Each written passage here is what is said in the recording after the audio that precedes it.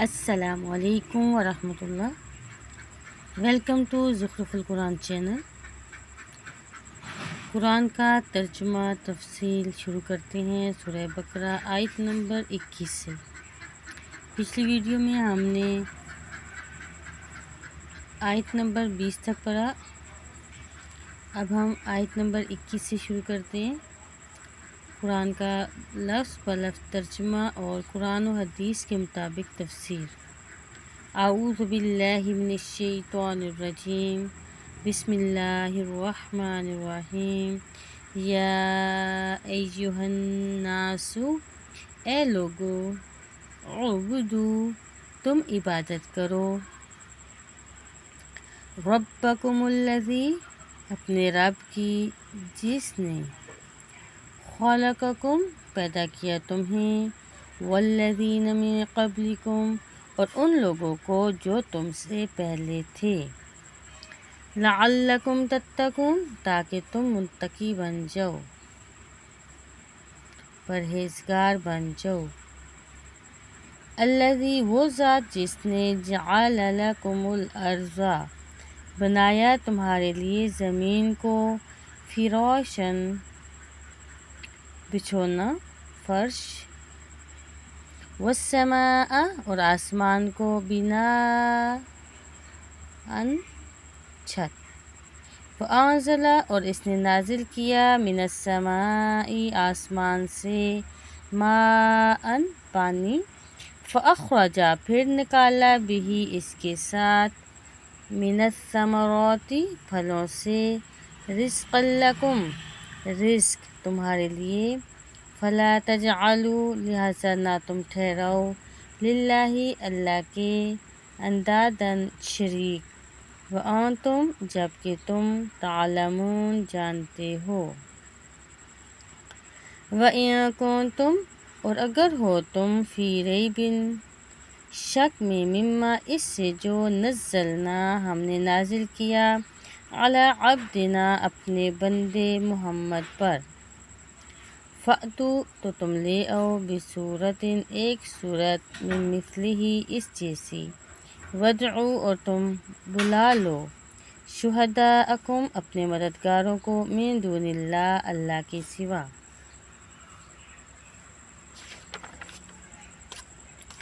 ان کنتم، اگر ہو تم،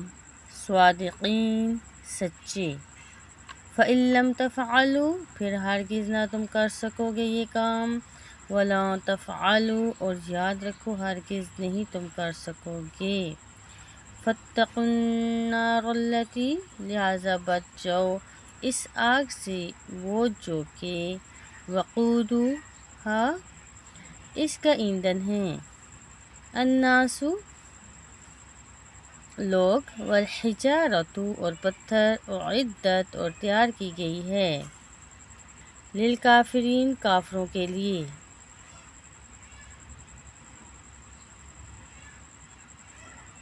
وبشر الذین آمنوا، اور خوشخبری دیجیے ان لوگوں کو جو ایمان لائے،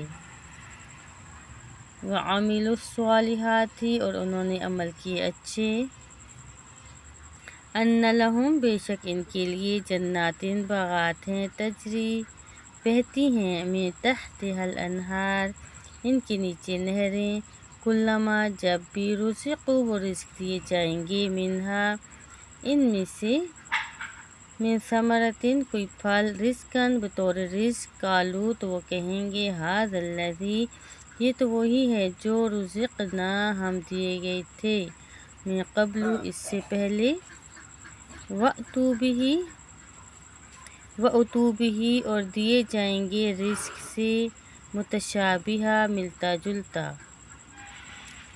وَلَهُمْ فِيهَا، اور ان کے لیے ان میں، ازواج، بیویاں ہیں، مطہرات، پاکیزہ، وَهُمْ فِيهَا، اور وہ ان میں، خالدون، ہمیشہ رہیں گے۔ اب ان آیات کی تفسیر کرتے ہیں۔ یا ایہا الناس اعبدوا ربکم الذی خلقکم والذین من قبلکم لعلکم تتقون۔ ترجمہ: اے لوگو، اپنے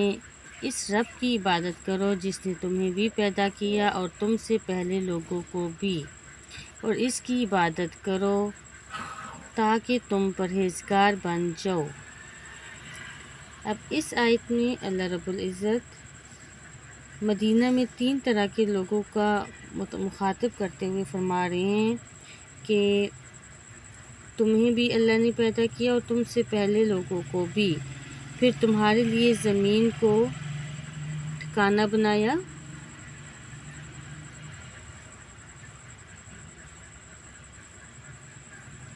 اگلی آیت میں بھی اللہ رب العزت اپنی توحید کا ذکر کرنے کے بعد انسان کے اوپر جو احسانات کیے ان کا ذکر کرتے ہوئے فرماتے ہیں، اس اللہ کی عبادت کرو جس نے تمہارے لیے زمین کو فرش اور آسمان کو چھت بنایا اور آسمان سے پانی برسایا جس سے تمہارے کھانے پینے کو پھل پیدا کیے، لہٰذا دوسروں کو اللہ کا شریک نہ بناؤ اور یہ باتیں تم جانتے ہو۔ اب مدینہ میں 3 طرح کے لوگوں کا ذکر کرنے کے بعد اب اللہ تعالیٰ نے تمام لوگوں سے مشترکہ خطاب فرماتے ہوئے کہا کہ اسلام کی بنیادی دعوت کی طرف آ جاؤ۔ فرمایا کہ تم لوگ یہ خوب جانتے ہو کہ اللہ ہی نے تمہیں پیدا کیا اور تم سے پہلے لوگوں کو بھی، پھر تمہارے لیے زمین کو ٹھکانہ بنایا، فرش بنایا اور آسمان کو محفوظ چھت بنا دیا، کوئی سیارہ اوپر سے گر کر زمین کو تہس نہس نہیں کر سکتا، پھر تمہاری تمام ضروریات زندگی اسی زمین سے وابستہ کیں، اور گائے آسمان سے بارش برساتا ہے اور اس بارش سے تمہارے کھانے پینے کی چیزیں اور پھل وغیرہ پیدا ہوتی ہیں، پھر تمہیں عبادت بھی اسی کی کرنی چاہیے اور کسی دوسرے کو اس کے اقتدار اور تصرف میں شریک نہیں سمجھنا چاہیے اور اس کی عبادت کرنی چاہیے۔ اب اسی صورت میں یہ توقع کی جا سکتی ہے کہ تم پر آخری عذاب نہ آئے، یعنی توحید پہ قائم رہنے سے دنیا آخرت کے عذاب سے انسان بچ جاتا ہے۔ اگلی آیت میں اللہ تعالیٰ فرماتے ہیں وَإِن كُنتُمْ فِي رَيْبٍ مِّمَّا نَزَّلْنَا عَلَىٰ عَبْدِنَا فَأْتُوا بِسُورَةٍ مِّن مِّثْلِهِ وَادْعُوا شُهَدَاءَكُم مِّن دُونِ اللَّهِ إِن كُنتُمْ صَادِقِينَ۔ اے کافرو، اگر تمہیں اس کلام میں ہی شک ہے جو ہم نے اپنے بندے محمد پر نازل کیا ہے، تو تم بھی اس جیسی ایک صورت ہی بنا لو اور اللہ کو چھوڑ کر اپنے سب ہم نواؤں کو بلا لو اگر تم سچے ہو۔ اب اس صورت میں قرآن کا چیلنج اور اس کا معجزانہ حیثیت، اس آیت میں خالصتاً کافروں کو خطاب کرتے ہوئے اللہ تعالیٰ نے فرمایا کہ اگر تمہیں اس کلام یعنی قرآن پاک میں کوئی شک ہے کہ یہ اللہ کا کلام نہیں ہے، تو پھر تم سب مل کر اس جیسی ایک صورت ہی بنا لو، حقیقت حال خود تم پر واضح ہو جائے گی۔ کافروں کو یہ چیلنج قرآن پاک میں 4 اور مقامات میں کیا گیا ہے، یعنی سورہ یونس کی آیت نمبر 14 میں، سورہ ہود آیت نمبر 13، سورہ بنی اسرائیل کی آیت نمبر 88 اور سورہ طور کی آیت نمبر 34 میں۔ یہ چیلنج کیا گیا کہ اگر تمہیں قرآن میں شک ہے تو قرآن جیسی کوئی اور صورت لے آؤ، جس کا جواب کفار سے نہ اس دور میں میسر آ سکا، آج تک نہ میسر آیا ہے اور نہ ہی آئندہ قیامت تک میسر آ سکے گا، اور قرآن پاک کی یہ اعجازی حیثیت آج تک بدستور قائم ہے۔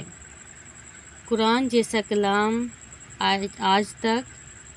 نہ کسی نے بنایا، نہ کسی نے لکھا اور نہ کسی نے بیان کیا۔ یہ کتاب اللہ کی طرف سے ہے، یہ اللہ تعالیٰ نے خود قرآن پاک کی حفاظت کا ذمہ لیا۔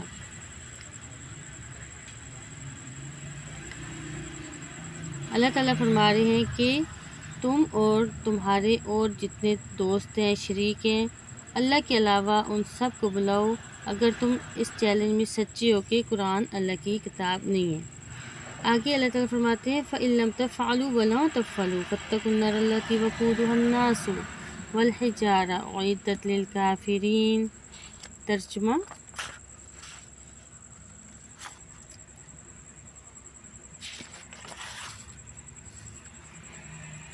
پھر اگر تم یہ کام نہ کر سکو اور یقیناً تم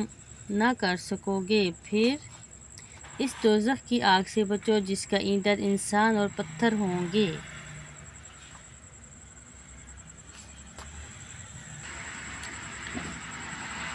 یعنی کہ یہ ایسا کلام ہے کہ اللہ تعالیٰ کو پہلے ہی علم تھا کہ ایسا کلام پیش کرنا انسان کے بس کی بات نہیں ہے، اور یہ جو 5 مرتبہ قرآن میں کفار کو چیلنج کیا گیا تو یہ ان پر تمام حجت کے لیے ہے۔ اگر ان واضح دلائل کے بعد کوئی کفر پر اترے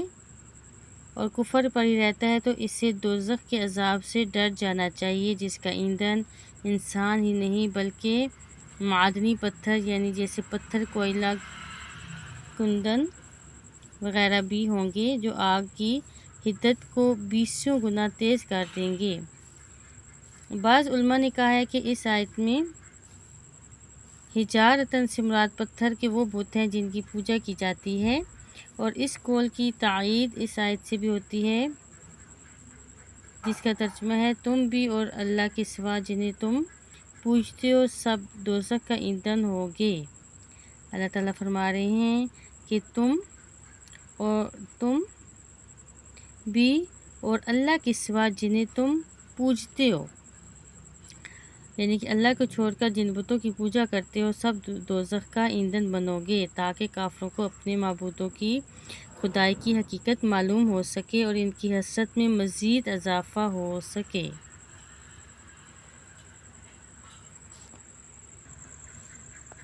وَبَشِّرِ الَّذِينَ آمَنُوا وَعَمِلُوا الصَّالِحَاتِ أَنَّ لَهُمْ جَنَّاتٍ تَجْرِي مِن تَحْتِهَا الْأَنْهَارُ كُلَّمَا رُزِقُوا مِنْهَا مِن ثَمَرَةٍ رِزْقًا قَالُوا هَٰذَا الَّذِي رُزِقْنَا مِن قَبْلُ وَأُتُوا بِهِ مُتَشَابِهًا وَلَهُمْ فِيهَا أَزْوَاجٌ مُّطَهَّرَةٌ وَهُمْ فِيهَا خَالِدُونَ۔ ترجمہ: اے پیغمبر صلی اللہ علیہ وآلہ وسلم، جو لوگ ایمان لائیں اور اچھے کام کریں اور انہیں خوشخبری دے دیجیے کہ ان کے لیے ایسے باغات ہیں جن کے نیچے نہریں جاری ہیں، جب بھی انہیں کوئی پھل دیا جائے گا تو وہ کہیں گے یہ تو وہی پھل ہے جو ہمیں اس سے پہلے دنیا میں دیے جا چکے ہیں، کیونکہ جو پھل انہیں دیا جائے گا وہ شکل و صورت میں دنیا کے پھل سے ملتا جلتا ہوگا۔ نیز ان ایمان والوں کے لیے وہاں پاک صاف بیویاں ہوں گی اور وہ ان باغات میں ہمیشہ رہیں گے۔ یا ایھا الذین آمنوا کا ذکر بھی کافی دفعہ قرآن پاک میں آیا۔ اب یہاں پر اللہ تعالیٰ فرما رہے ہیں وَبَشِّرِ الَّذِينَ آمَنُوا وَعَمِلُوا الصَّالِحَاتِ۔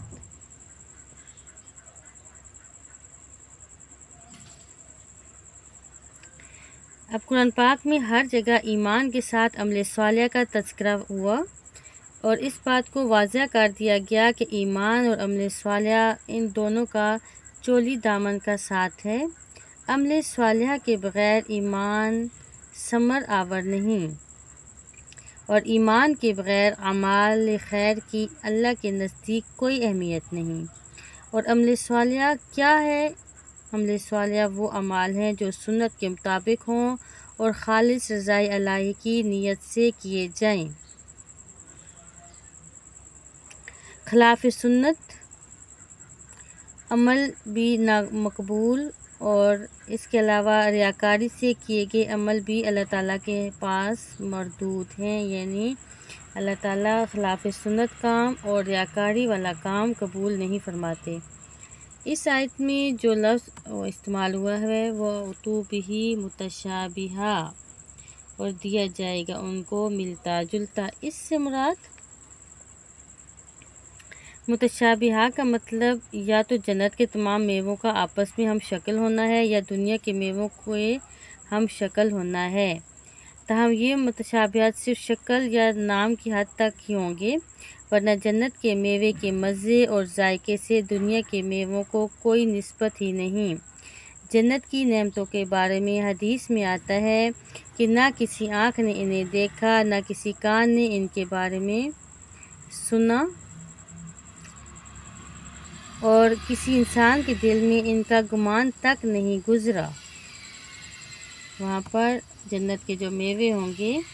وہ شکل و صورت میں دنیا کے میووں سے ملتے جلتے ہوں گے، لیکن ذائقے میں بہت اعلیٰ ہوں گے۔ وَلَهُمْ فِيهَا أَزْوَاجٌ مُطَهَّرَةٌ، اور ان کے لیے وہاں پر پاکیزہ بیویاں ہوں گی، یعنی حیض و نفاس اور دیگر علائش سے پاک بیویاں۔ وَهُمْ فِيهَا خَالِدُونَ، اور وہ اس میں ہمیشہ رہیں گے۔ اہل جنت ہمیشہ ہمیشہ کے لیے جنت میں رہیں گے اور خوش رہیں گے، اور اہل دوزخ ہمیشہ ہمیشہ کے لیے جہنم میں رہیں گے اور مبتلا عذاب رہیں گے۔